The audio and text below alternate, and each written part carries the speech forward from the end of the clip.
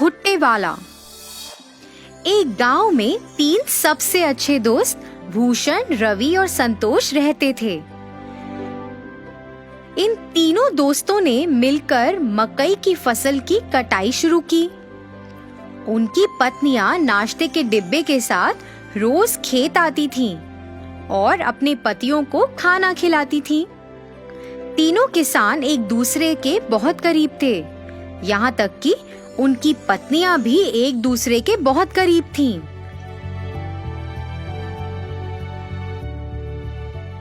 तीनों ने बहुत मेहनत की और बदले में उन्हें बहुत अच्छी फसल मिली।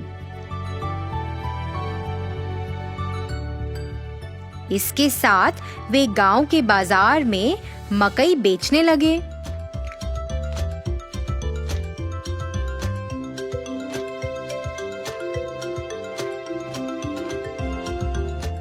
कुछ ही समय में स्वाद और मिठास के कारण सभी मकई भुट्टे बिक गए और दिन के अंत में उन्हें खूब कमाई हुई।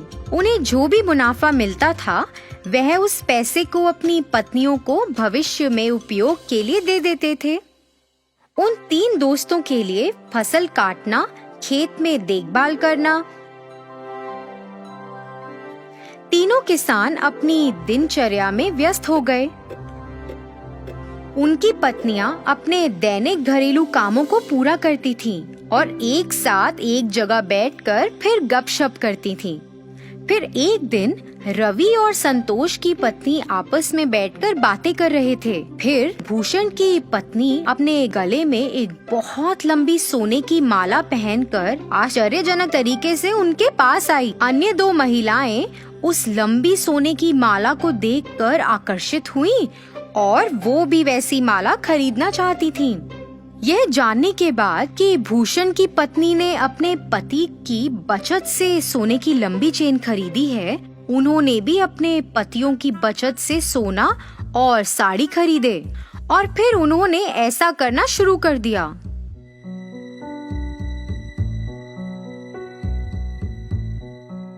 पतियों ने अपनी पत्नियों को सोने की माला और महंगी साड़ी पहने देखा और उनसे इसके बारे में पूछा।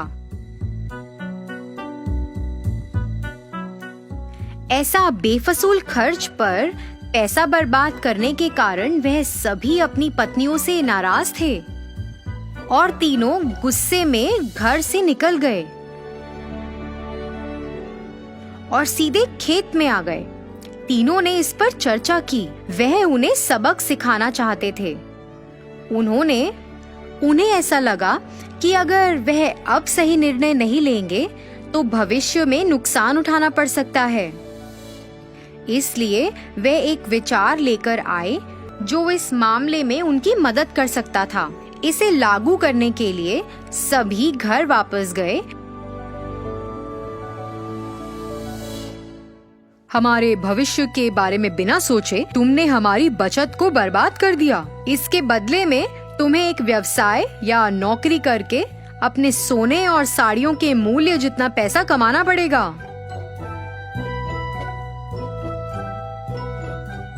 तुम तीनों आपस में फैसला करो कि इतनी बड़ी रकम कैसे कमाओगे और हमें अपना अंतिम फैसला सुनाओ।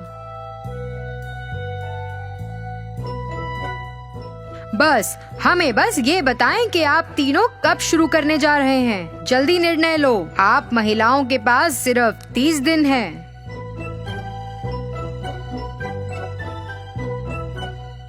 तीनों अपनी पत्नियों को समझाकर घर से निकले।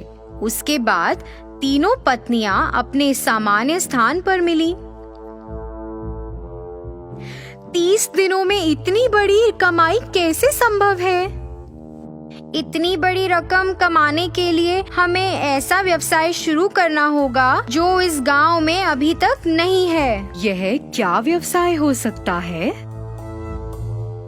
तीनों ने खूब चर्चा की।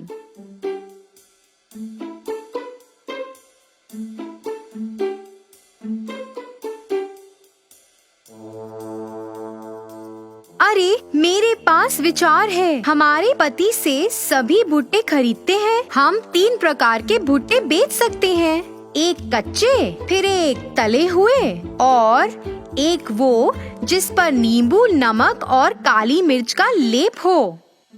अन्य 2 महिलाएं भी भूषण की पत्नी से सहमत थी।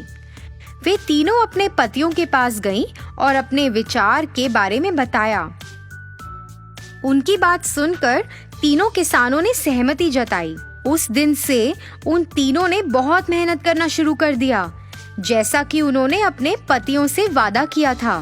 उन्होंने अपनी दुकान के ठीक सामने एक बोर्ड लगाया जिस पर लिखा था कच्चा भुट्टा 15 रुपए, तला हुआ भुट्टा 20 रुपए और तला हुआ भुट्टा नमक, नींबू और काली मिर्च के साथ 25 रुपए। एक महिला ने भुट्टे का छिलका उतारा, दूसरी ने भुट्टे को भूना और तीसरी ने भुट्टे पर नींबू, नमक और काली मिर्च का लेप लगाया। बाद में उन्होंने उसे बेचकर पैसे कमाए। हालांकि ये महंगा था, पर फिर भी लोगों ने उसे खरीदना शुरू किया। 2 दिनों में ही काफी लोग भुट्टे लेने के लिए आए।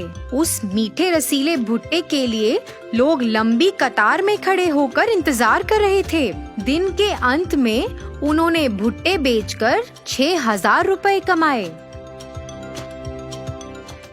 इसी तरह से यह 30 दिनों तक जारी रहा और उन्होंने लगभग 1,80,000 रुपए कमाए। 31वें दिन वे तीनों अपने व्यवसाय से कमाए हुए पैसे लेकर अपने पतियों के पास गईं। पैसे वापस देने के बाद उन्होंने अपने पतियों से वादा किया कि वह अपने व्यवसाय को जारी रखेंगी और कड़ी मेहनत करेंगी। इसी तरह तीनों महिलाओं को पैसों और मेहनत का मूल्य पता चला। उन्हें अपनी गलती का एहसास हुआ। उन्होंने पहले की गई गलती को कभी नहीं दोहराया।